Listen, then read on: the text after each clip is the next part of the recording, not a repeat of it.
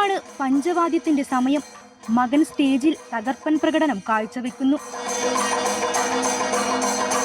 അത്രയും നേരം കൈകൂപ്പി പ്രാർത്ഥിച്ചുകൊണ്ട് സദസ്സിലിരിപ്പുണ്ട് ആ മകന്റെ അമ്മ. ചുണ്ടുകളും എന്തോ ഉരുവിടുന്നുണ്ട്. കണ്ണുകളിൽ ആകാംക്ഷയും സന്തോഷവും ഒപ്പം ഭയവും.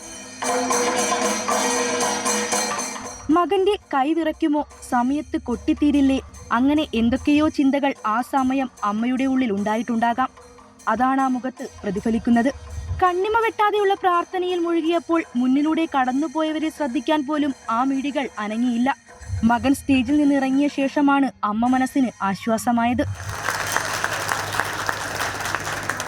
അവർക്ക് തെറ്റാതെ കൊട്ടാൻ വേണ്ടിയിട്ട് അതിന് വേണ്ടി പ്രാർത്ഥിച്ചു. ദൈവത്തിൻ്റെ കൃപ അതിനുണ്ടാവണം എന്നുള്ളതിൽ ആ സമയത്തിൻ്റെ ഉള്ളിൽ പ്രാർത്ഥിക്കുമ്പോൾ അവർക്ക് ദൈവാനുഗ്രഹം കൂടി ഉണ്ടാവാൻ വേണ്ടിയിട്ടാണ് ഞാൻ അവിടെ ഇരുന്ന് പ്രാർത്ഥിച്ചത്.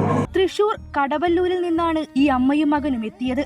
മകൻ അങ്കിരസിന്റെ പ്രകടനം കണ്ട് ഉള്ളു നിറഞ്ഞുകൊണ്ടാണ് അമ്മ രബിത കലോത്സവ വേദി വിട്ടത്. കലോത്സവ വേദിയിൽ നിന്നും പ്രദീപ് വാളത്തുങ്കലിനൊപ്പം വർഷ ഗിരീഷ്, അമൃത ന്യൂസ്.